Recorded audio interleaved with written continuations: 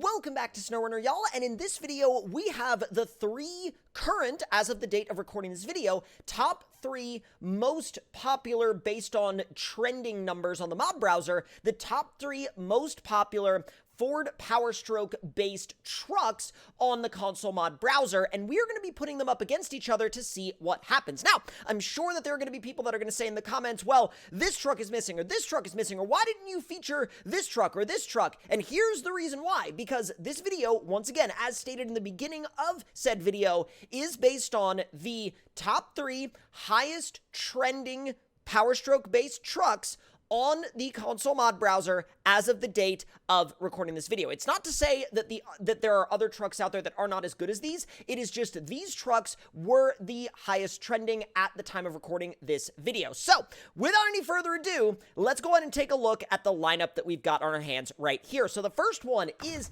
the Dearborn 350, and all of these trucks are built out as far as I can build them. Next up, we have the GWC G350 Crew Cab, and then finally, we have Risky's F500. So these are all, once again, based on the Ford Super Duty line of trucks, and they're all built as far out as I can get them, but I'm sure that the performance is going to vary. Now, the first one we're going to be trying out is this one, the Dearborn 350, and already by looking at it, we know that if we throw this thing into the mud, it's probably not going to do as well as the other two because it doesn't have the option of running tires that big and a lift that big, but I just want to see what it's actually capable of. So let's fire it up and see what happens.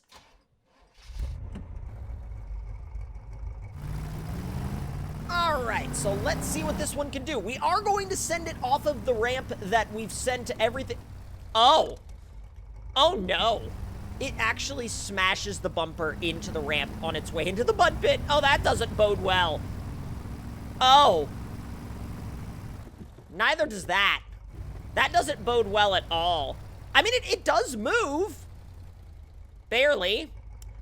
It's worth noting that this truck is definitely tuned around the idea of vanilla gameplay and is not tuned to go mud bogging or anything like that. So before some of y'all are like, oh my god, that truck's terrible, it's not terrible. It's just suited for a very specific type of gameplay that happens to, well, not be what we're doing right now.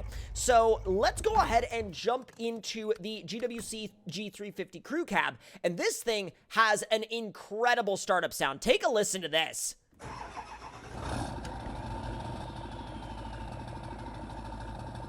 Not only does the engine sound itself sound great, but the turbo spool is so loud. All right, let's see what this thing can do when we go full send into the mud with it. We're gonna jump right over the other F350. We didn't even touch it. Come on. Oh, this thing even, it'll keep its momentum going in high. Oh, that's impressive. That's really impressive. Let's turn around and see if we can go back the other way. Oh, the turning circle is like the size of a freaking planet, but, you know, I'm not really surprised by that. Oh, this thing surprises me. Oh, never mind. Yep, once it gets deep enough, it will start to stall out on you. That's not a bad thing necessarily, but it's definitely something you're going to want to watch out for if you're driving this thing in some properly deep mud. And so now we get to see what happens when we take the F500 through the same mud pit. And I'll tell you something, this thing has probably the most dramatic startup sequence out of any Ford Super Duty based mod, because take a listen to this.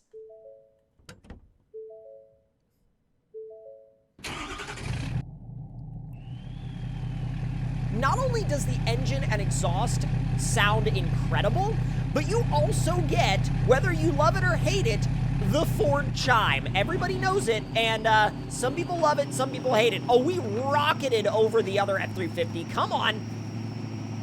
High range is too much. Yeah, it's just gonna spin. It can make progress if you put it in, like, automatic mode, but in high range, it just spins and digs. It really does. All right, let's see if we can get turned around, and we'll make a run back the other way. Oh my god, this thing will four-wheel drift. That is nuts. Finding its way through, absolutely no problem. I mean, it slowed down a little bit right there towards the end because that's where the mud gets really, really deep, but for the most part, it pretty much just cruised it. Now, before we move on to the next portion of the test, I am going to tow out the other F-350 because it kind of needs a little bit of an assist. So, I'm sorry. No winch points? Are you kidding me? Wait a minute. That doesn't make any sense at all. How does that thing not have any usable winch points? It should. At least, I mean, I'm not an expert on that truck, but I would think that it should. Okay, it does on the front, apparently. Come on. Oh, it is stuck. It is in there. Come on. I just want to pull it far enough to where it can drive out on its own. And it's like, it's definitely fighting me with that. Okay, that's far enough. It should be able to drive out of there, or at the very least, winch itself a little bit further out. So, now we're gonna park these two over here. We're gonna switch over to the Dearborn 350. We're gonna give it a quick repair. And now, it's time for us to take this thing over to the mega ramp, where I don't know about y'all, but I think it's gonna get denied. I think it's gonna get to the bottom of the ramp, and I think the suspension is gonna compress, and then I think that low-sitting air dam in the front bumper is going to catch on the ground so hard that it's gonna stop dead in its tracks. I don't really see this playing out any other way. If it makes it off the ramp, I will be genuinely mind-blown and impressed. I will be so impressed, actually, that, like, recover it. Wow. Wow, I'm genuinely shocked we recovered that. Okay. Oh my god, it even got caught on the way up this one? Okay, that... You want to talk about doesn't bode well for the actual mega ramp. This right here. This is bad. Beans, prepare for failure. Prepare for all of the fail. It's snagged again. That air dam is like the worst possible thing. All right, off you go. I'm not even giving it a countdown. Let's go. Hasn't snagged yet. Oh, right there. I was like, internally, I was like, maybe it's not gonna snag. No, it snagged. Ow. Ow. I mean, technically it will start and drive, but that was just not a great result in any way, shape, or form. Now, though, it's time to jump into the G350 crew cab. I think this thing's got a chance of putting in a pretty good result. I've never run it off that ramp before, but I think it's got actually more than a decent chance. If it doesn't do a pretty good job, I'll be kind of impressed. I will be more impressed if it does badly than if it does well, because I think it's got a better chance of doing well than doing badly. I do love how this thing has working gauges, though. It's one of those trucks where, like, you might not expect it to have working gauges, and then you jump into the interior view and you're like, oh, I am pleasantly surprised by the addition of the working gauges.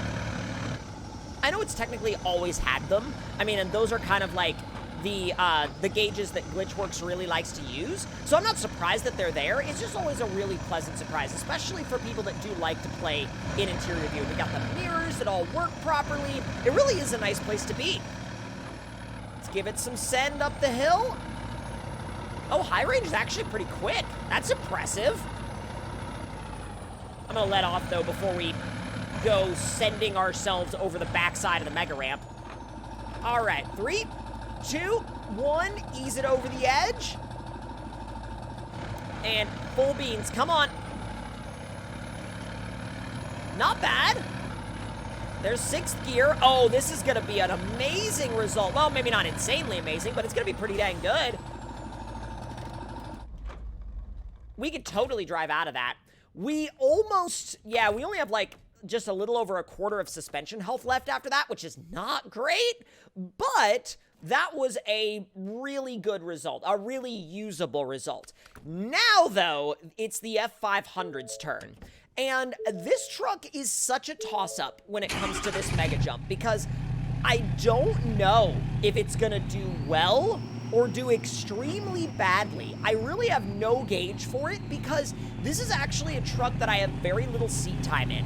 Now, I used it right when it came out, and then for whatever reason, I didn't use it much after that. Not because I didn't like it, I actually loved it, and I still love it now to this day. it just never ended up being a truck that I gave a lot of seat time to for whatever reason. Again, it wasn't that I didn't like the truck. It wasn't that I didn't want to use it. It just did not get, you know, it did not end up getting featured in a lot of videos for whatever reason. But I'll try to feature it more because I know a lot of y'all like it. It's a very highly trending truck on the mod browser, so clearly a lot of people like using it. And I don't know, it's just not a truck I ever spent a ton of time with. All right, let's see what this thing can do. In 3, 2, 1, let's find out. 5th, 8th, not 9th. Oh my God. Well, I guess this 10 speed is a little bit slower than I anticipated, but it's not gonna go as far as the G350, but it lands properly solid.